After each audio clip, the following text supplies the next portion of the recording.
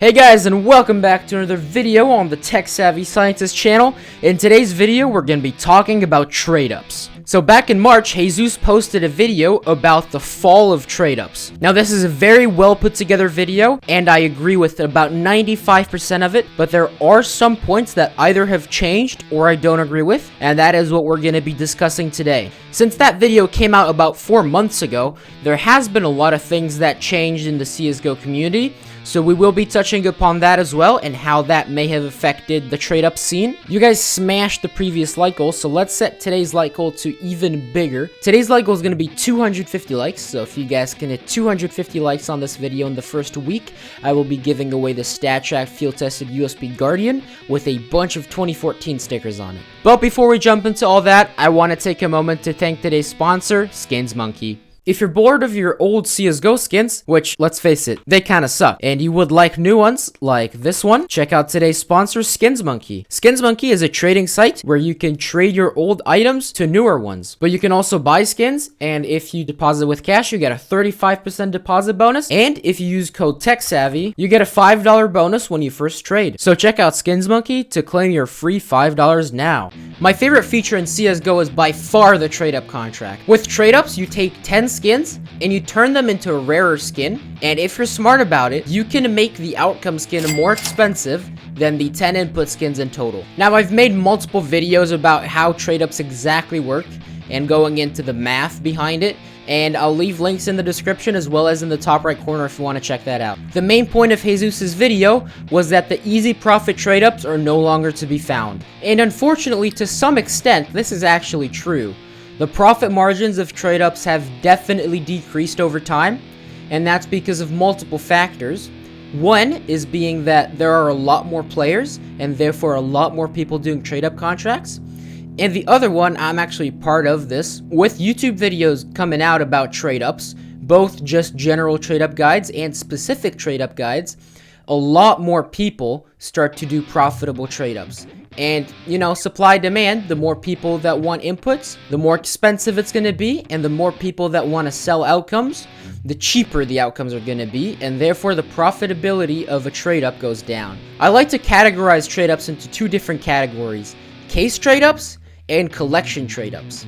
As the name suggests, the case trade-ups use case skins, and the collection trade-ups use map collections as input skins. So let's talk about collection trade-ups first, because that's the one where the biggest change happened since trade-ups came out. So map collection skins tend to be a lot more expensive than case skins, and that is because of both their rarity and their desirability.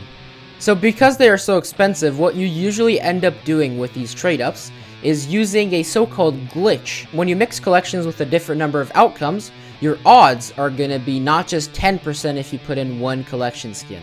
So for example, we can do this ancient collection trade-up.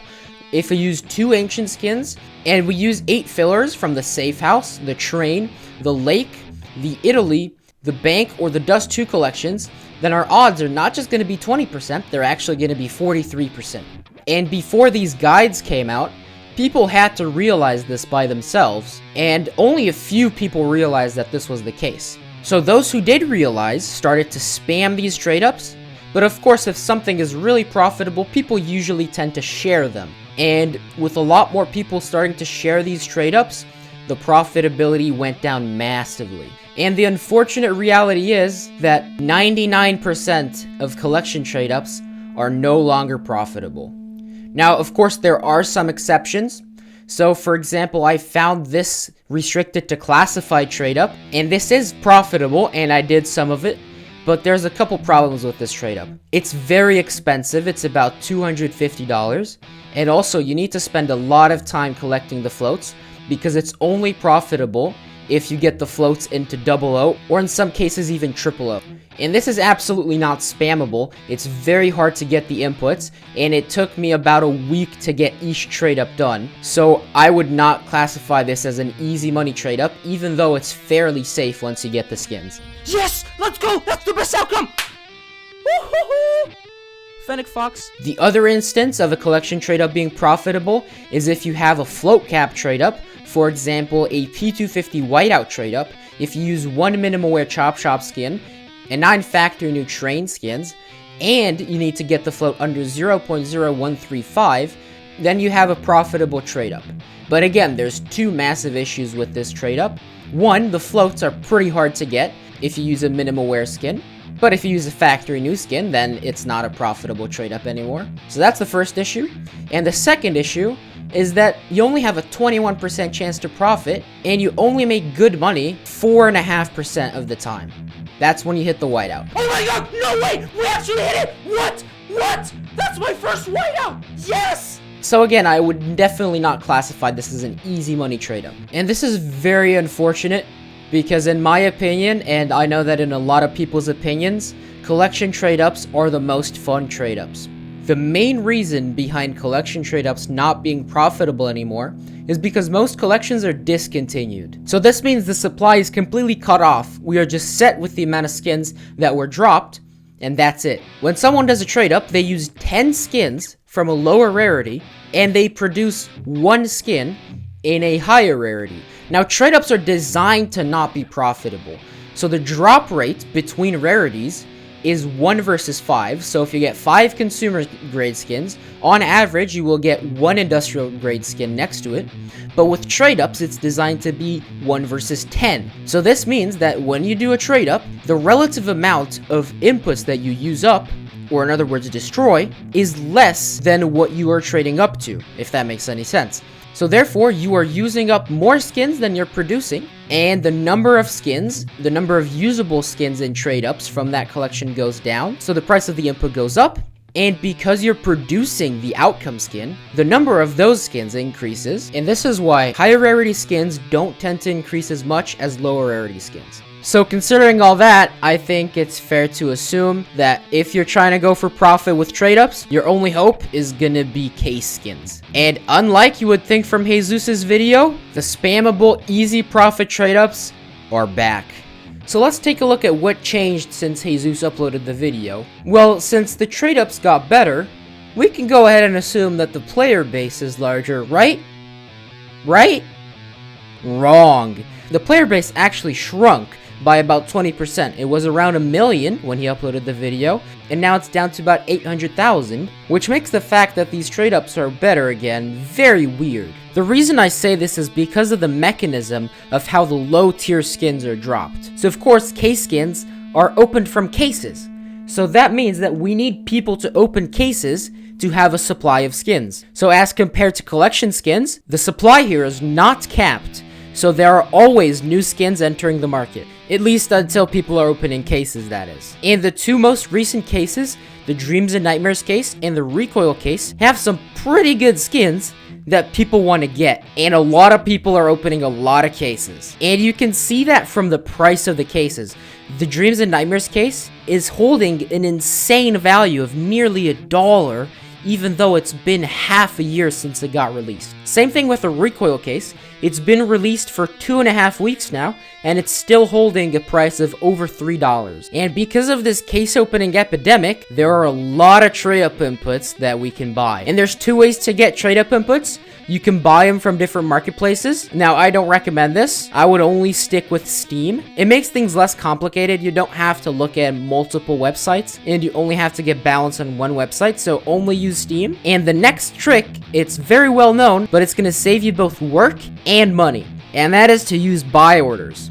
Now, the point of buy orders is that it lets you set a price, and you set a number of how many skins you want to buy, and whenever someone lists it for that price, the system automatically buys it for you. Now, there's multiple benefits. As I've said before, it's less work for you. It's also less money, because when you set a buy order, you set the buy order for cheaper than the cheapest listing. And third, you get better floats than what are listed on the market, and this is probably the best side effect of using buy orders. Getting good floats, once again, is dependent on people opening a lot of cases, because if there are a bunch of new skins being opened, a lot of people are just going to sell them to buy order, not caring about the floats. So you're gonna get good floats if you use buy orders on a case that is being opened a lot. And the good thing about the last 2 new cases is that the skins look good in them. For example, in the Dreams and Nightmares case, the USP Ticket to Hell and the M4 Night Terror both look very nice and therefore keep a fairly high price, making the trade up profitable. So I'm sure you guys have already seen this trade up, but it's 10 Minimal Wear Dreams and Nightmares skins with an average float of under 0.092, and this is an insanely profitable and relatively low risk trade up, 40% to profit and a good percent chance to break even. And I've spammed this for a very long time. I've had buy orders on these things at 14 cents for a very long time, and I've been consistently getting skins. I did a little bit of a test on a stream once where I just buy ordered a bunch and I counted up how many good floats there were, and it came out to about 60% of the skins being good floats and 40% needing to be resold. So that's a very, very good ratio of good floats versus bad floats. If you want to maximize this ratio, then what you can do is set the buy orders to the skin which has the tightest float range, so that will statistically give you slightly better floats, although this is kind of an assumption. I have not tested this yet. And the other benefit of buy orders that I haven't talked about yet is if the case is really new, like the recoil case, which is less than 3 weeks old, even if you set really low buy orders, like 70% of the highest buy order price, you have a fairly high chance of getting skins because people don't know the value of the skins yet. So they just either go with an extension value, which is often very wrong on new skins, or they just type in something random, and you can get some pretty good bargains with buy orders on new skins. For example, I bought Galil Destroyers for 43 cents with buy orders when the cheapest listing was over 70 cents. So I could make money two ways here. I could just buy order them and resell them and flip them for some profit, or I could just buy order them for cheap and trade them up and make the trade up more profitable. The second trade up I'm talking about here, I've also made a video about it before. It's 5 minimal wear skins from the recoil case and 5 factory new skins from the breakout or the Chroma 2 case. This is an even less risky trade up. It's 56% chance to hit, and it's an incredible profitability trade up, especially if you set your buy orders to low prices and you are patient. So as you can clearly see from these two examples, if you put enough time into it, and if you're smart about it, you can make decent money doing trade-ups in today's market. Now, there's one thing that I haven't addressed yet, and that is that trade-ups where you just buy random skins, pop them in a trade-up, and you make profit are basically not a thing anymore. You need to be insanely lucky to get the right floats, not checking, to make it a profitable trade-up. So it does take more work than it used to, and I don't see a scenario where that would change. In some ways, Jesus is definitely right. The easy profit trade up is gone, but if you invest some time into it, you can definitely make some good money using trade ups in 2022. There's also a lot of different aspects about trade ups or making money in CS that I haven't talked about. For example, with the Dreams and Nightmares trade up, if you get the Dream Glade, it comes in a low float. You could use it in a further trade up and do something known as chaining it, but that's definitely a topic for a separate video. And also, you can flip skins. I already talked about that. You can also just grind the game when a new case comes out and hope that you get one, and you can make anywhere between $10 to $50